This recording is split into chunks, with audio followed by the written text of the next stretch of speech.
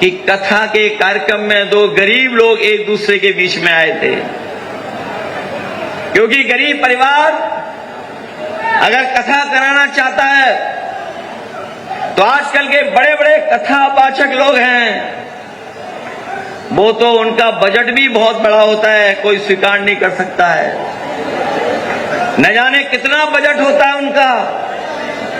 इसलिए वो गरीब परिवार एक गरीब कथावाचक को बुला रहे थे, लेकिन उनके साथ व्यवहार क्या हुआ है, और ये ऐसा व्यवहार हुआ है जो हम लोग कभी भूल नहीं सकते। इसीलिए समय समय पर हम लोग जगाते हैं आप लोगों को और समझाते हैं कि ये भारतीय जनता पार्टी के लोग संविधान से नहीं चलना चाहते हैं, इनका रास्ता कोई और है।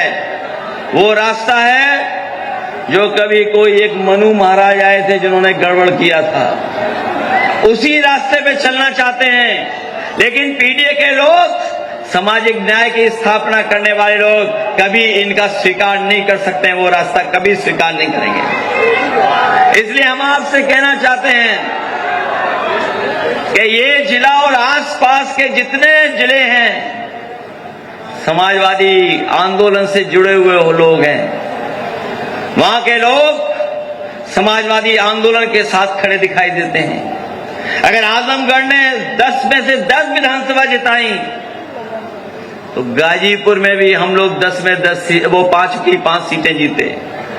बगल के अंबेडकर नगर में भी हम लोग 5 की 5 सीटें जीते। और जब लोकसभा का चुनाव आया, जो आंदोलन तैयार हुआ, जो समीकरण बना, जो इंडिया गठबंधन का कार्यक्रम शुरू हुआ, इंडिया गठबंधन जुड़ा और पीडीए की आवाज उसमें जुड़ गई, तो सोचिए कितनी सीटें हम लोग जीते हैं। अभी तक की सबसे ज्यादा लोकसभा की सीटें समाजवादी पार्टी हम लोग मिलकर के जीत गए। ये इंडिया गठबंधन की ताकत, पीडीए की रणनीति ने मिलकर के हमें उत्तर प्रदेश में दोनों दलों को नंबर 1 पर पहुंचा दिया।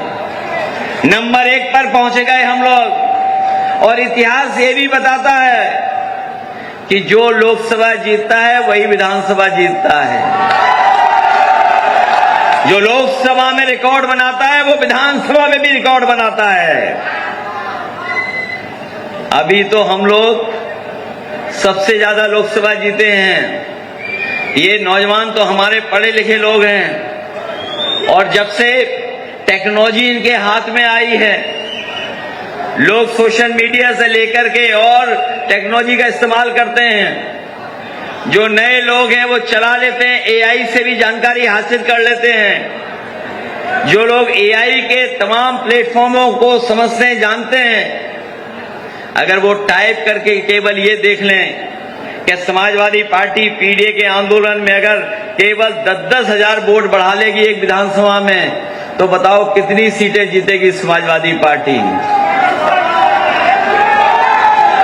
जो लोग एआई चला लेते हैं, जो लोग एआई चला लेते हैं, जो प्लेटफॉर्म से जानकारी हासिल कर लेते हैं, जो सोशल मीडिया इंटरनेट से चलता है, जिसमें बीजेपी के लोग बहुत हावी रहते हैं, लेकिन उसके बावजूद भी वो टेक्नोलॉजी झूठ नहीं बोल रही है, क्योंकि हमारे जागरूक लोग भी समझते हैं अगर टाइप कर करके पूछ लें तो वो अपने आप आंसर आ जाएगा कि कितनी सीटें हम लोग जीतने जा रहे हैं।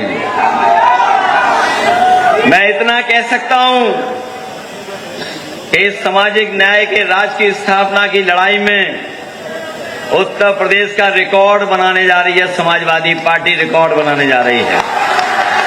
और इसलिए रिकॉर्ड बनाने जा रही है, इनके सब इंजनों को टकराने की आदत हो गई है।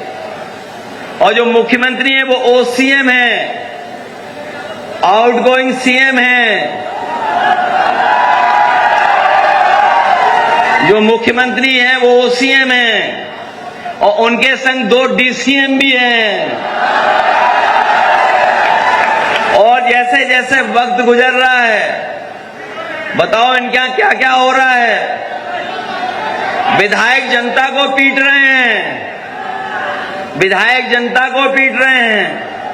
और जनता के कुछ लोग मिलकर के उनके एमएलसी को कमरे में बंद करके कूट रहे हैं। विधायक जमीन के चक्कर में पड़े हुए हैं, एफआईआर खेल रहे हैं। और यही नहीं है, इनकी चोरी तो सीसीटीवी से भी पकड़ी जा रही है। बताओ, चंडीगढ़ में वोटों की लूट कर रहे थे कि नहीं कर रहे थे? ये हमारे आजमगढ़ के लोग जागरूक लोग हैं, कुछ और समझ गए भाई।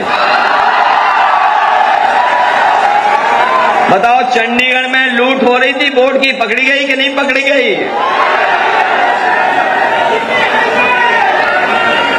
बताओ, सीसीटीवी नहीं होता तो नहीं पकड़े जाते?